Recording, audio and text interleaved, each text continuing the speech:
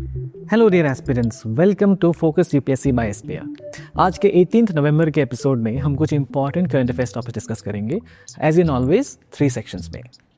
चलिए शुरू करते हैं daily current affairs explain section के पहले टॉपिक से। WHO का ग्लोबल ट्यूबरक्लोसिस रिपोर्ट 2025। ये रिपोर्ट WHO या वर्ल्ड हेल्थ ऑर्गेनाइजेशन ने रिसेंटली रिलीज किया है और इंडिया के लिए ये बहुत ही क्रूशियल है। दिस इज बिकॉज इंडिया का नेशनल टीबी डेटा फॉर 2024 अभी तक फॉर्मली रिलीज नहीं हुआ है। इस रिपोर्ट के मुताबिक इंडिया में टीबी केसेस और ट्रीटमेंट कवरेज में प्रोग्रेस देखने को मिला है, लेकिन हम 2025 के एलिमिनेशन टारगेट से काफ़ी दूर हैं। 2024 के डेटा के हिसाब से इंडिया ने 27 लाख टीबी केसेस रिकॉर्ड किए और 3 लाख से ज़्यादा डेथ्स रिपोर्ट हुई, making India the highest contributor to TB globally. Targets की अगर कंपैरिजन करें तो 2015 से 2024 के बीच नए टीबी केसेस 21% रिड्यूस हुए, which is a positive news, लेकिन हमारा टारगेट था 50% रिडक्शन। टीबी से हुए डेथ्स में 28% रिडक्शन देखने को मिला है। अगेन हमारा टारगेट था 75%। अगर पॉजिटिव एस्पेक्ट्स को देखें तो ट्रीटमेंट कवरेज 92% तक बढ़ चुकी है और ट्रीटमेंट सक्सेस रेट भी 90% हुआ है, जो ग्लोबल एवरेज से थोड़ा बेहतर है।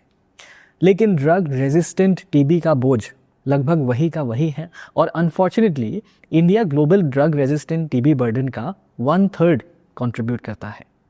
यानी टीबी के मामले में प्रोग्रेस हो रहा है, लेकिन एलिमिनेशन मोमेंटम अभी भी वीक है।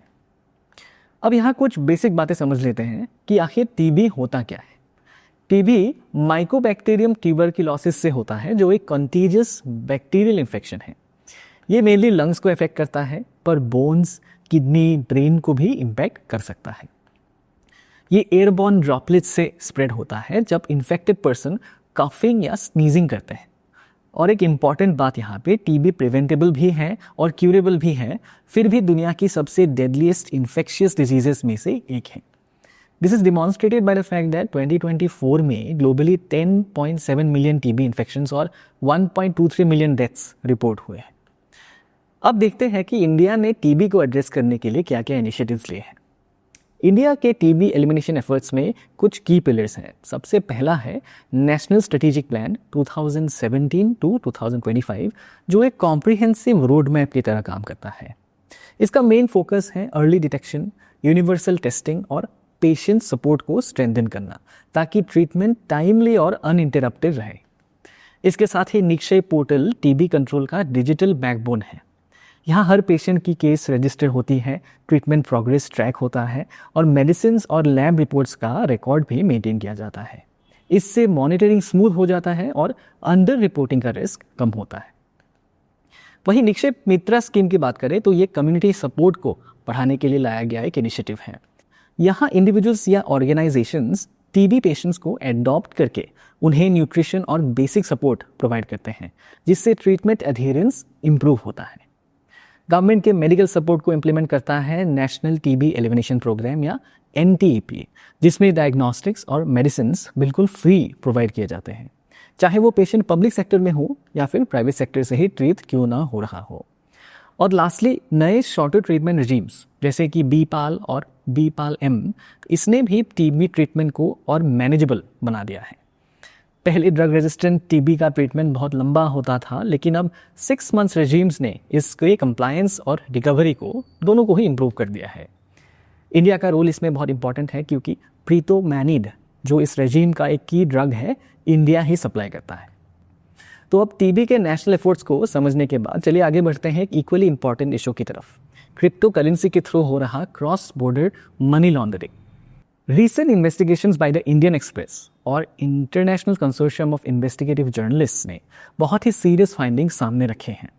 रिपोर्ट के मुताबिक इंडिया के लगभग 2800 विक्टिम्स से 600 करोड़ तक क्रिप्टो लिंक ट्रांजैक्शंस के जरिए साइफन किए गए हैं। और सबसे कंसर्निंग बात यह है कि अभी 27 क्रिप्टो एक्सचेंजेस अब सस्पिशन के रडार पे हैं। इन इलीगल फ्लोज का जो रूट यूज हुआ है वो काफ़ी लेयर्ड था।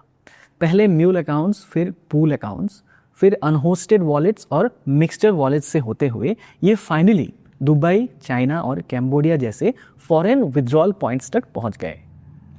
आगे बढ़ने से पहले ये जान लेते हैं कि आखिर मनी लॉन्ड्रिंग होता क्या है। ये इलीगली अर्न मनी को लेजिटिमेट दिखाने का एक प्रोसेस है जिसका डेफिनेशन FATF भी देता है। इसका पर्पस होता है इलीगल पैसे के सोर्स को हाइड करना, लॉ एनफोर्समेंट से बचना और उसी वेल्थ को इकोनॉमी में दोबारा क्लीन मनी के रूप में इंटीग्रेट करना।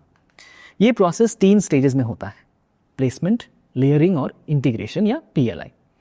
क्रिप्टो करेंसी ने लेयरिंग को इनफाइनाइट बना दिया है क्योंकि मिक्सचर वॉलेट्स, P2P ट्रांसफर्स और चेन स्वैप्स ट्रेल्स को पकड़ना मुश्किल बना देते हैं। आइए और सिंपली समझते हैं। इस पूरे क्रिप्टो लॉन्ड्रिंग से चेन को समझने के लिए एक छोटा सा बैकग्राउंड डिजिटल करेंसी पे भी ज़रूरी है। Digital money basically electronic form में एग्जिस्ट करता है, लेकिन इसका नेचर 2 तरह का हो सकता है। एक होता है government issued central bank digital currency, जैसे कि RBI का डिजिटल रुपी जो करंटली पायलट फेज में है, और दूसरी तरफ होता है प्राइवेटली क्रिएटेड क्रिप्टो करेंसीज जो किसी सेंट्रल अथॉरिटी के कंट्रोल में नहीं होता। यहाँ एक बात याद रखना ज़रूरी है कि इंडिया में क्रिप्टो करेंसी लीगल टेंडर नहीं है। अब इन डिजिटल करेंसीज का बैकबोन होता है ब्लॉकचेन, जो एक डिसेंट्रलाइज्ड और टैम्पर रेजिस्टेंट लेजर होता है। इसका स्ट्रक्चर ट्रांजैक्शंस को ट्रांसपेरेंट बनाता है, लेकिन ट्रांसपेरेंसी के बावजूद एक लूप होल रह जाता है। यहाँ के जो वॉलेट होल्डर्स होते हैं, यानी जिनके पास डिजिटल करेंसी होता है, उनकी आइडेंटिटी सीडोनिमस होती है। मतलब ट्रांजैक्शंस दिखते तो हैं सबके, लेकिन एक्चुअल यूज़र कौन है वो ट्रेस कर पाना मुश्किल होता है। यही गैप क्रिप्टो करेंसी के मिसयूज़ का सबसे बड़ा रीज़न में से एक बन गया है।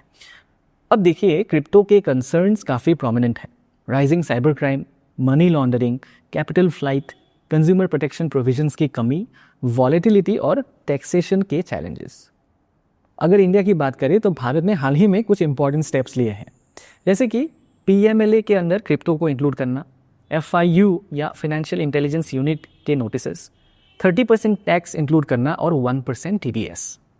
अपनी तरफ से इंडियन गवर्नमेंट का central bank digital currency pilot भी चल रहा है, पर अभी भी एक कॉम्प्रिहेंसिव पॉलिसी लेड फ्रेमवर्क की कमी है। इस मामले में clearly FATF align rules, blockchain forensics, cross border cooperation और इन्वेस्टर प्रोटेक्शन की ज़रूरत है।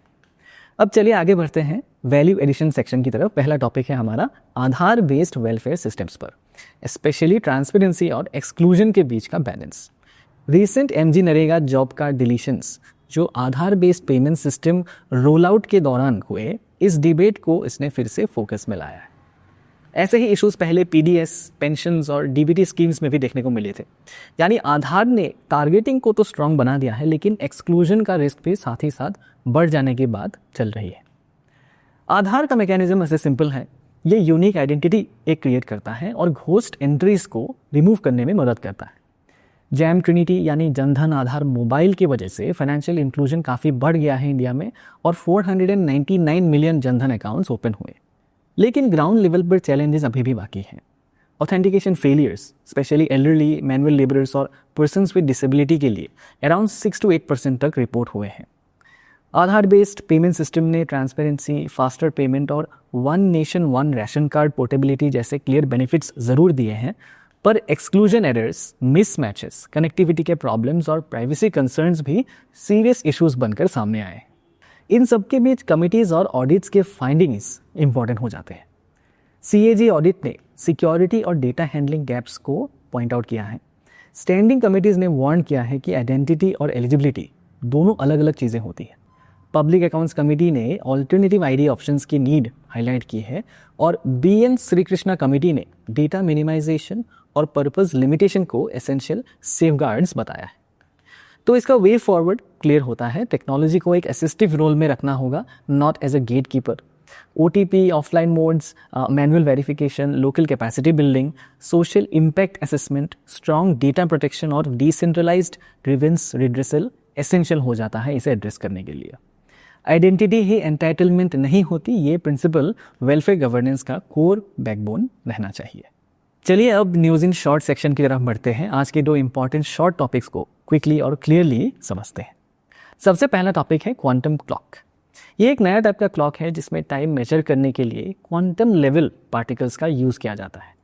मतलब ये उन चीज़ों से टाइम मेजर करता है जो इतनी छोटी होती है कि उनका बिहेवियर क्वांटम रूल्स फॉलो करते हैं। इस क्लॉक का खास बात यह है कि ये टाइम मेजरमेंट को बहुत ही प्रिसाइज बना सकता है, मतलब एटॉमिक क्लॉक से भी ज़्यादा एक्यूरेट। ये फ्यूचर में जीपीएस सिस्टम्स, साइंटिफिक मेजरमेंट्स और क्वांटम कंप्यूटर्स के लिए काफ़ी यूज़फुल हो सकता है। इस क्लॉक को चलने में बहुत ही कम एनर्जी लगती है, लेकिन जब हम इसे रीड करते हैं, मतलब जब हम इसका टाइम मेजर करना चाहते हैं, तब ये एनर्जी यूज़ बहुत ड्रामेटिकली बढ़ जाता है। सिंपल शब्दों में ये क्लॉक क्वाइटली टिक करता रहता बिल्कुल लाइट कॉस्ट में है, लेकिन जैसे ही हम उसे देखने की कोशिश करते हैं, एक्चुअल एनर्जी का खर्चा तभी बढ़ जाता है।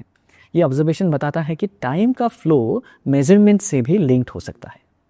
अब चलते हैं दूसरे टॉपिक की तरफ। अंबाजी मार्बल को जीआई टैग मिला है। बनसकंठा डिस्ट्रिक्ट गुजरात के अंबाजी मार्बल अब ऑफिशियली जीआई टैग के साथ रिकग्नाइज हो चुका है। ये टैग जीआई रजिस्ट्री ने ग्रांट किया। अंबाजी एक इम्पॉर्टेंट शक्तिपीठ भी है, इसीलिए इस मार्बल का कल्चरल वैल्यू भी बहुत स्ट्रांग है। अंबाजी मार्बल अपनी शाइन, ड्यूरेबिलिटी और हाई कैल्शियम कंटेंट के लिए जाना जाता है। इसका यूज़ 1200 से 1500 ईयर्स पुराने स्ट्रक्चर्स जैसे कि दिलवारा जैन टेम्पल्स में भी हुआ है। रिपोर्ट्स के मुताबिक राम टेम्पल, अयोध्या और कई फॉरेन टेम्पल्स में भी इसका इस्तेमाल किया गया है। इस जीआई टैग से लोकल आर्टिजन्स को फ़ायदा मिलेगा, एक्सपोर्ट्स बढ़ेंगे और बनसकंठा रीजन की आइडेंटिटी और स्ट्रॉन्ग होगी। तो डियर एस्पिरेंट्स, ये थे आज के इंपॉर्टेंट करंट अफेयर्स। मिलते हैं कल एक नए एपिसोड में। Till then, this is focus UPSC by SPM signing off. जय हिंद।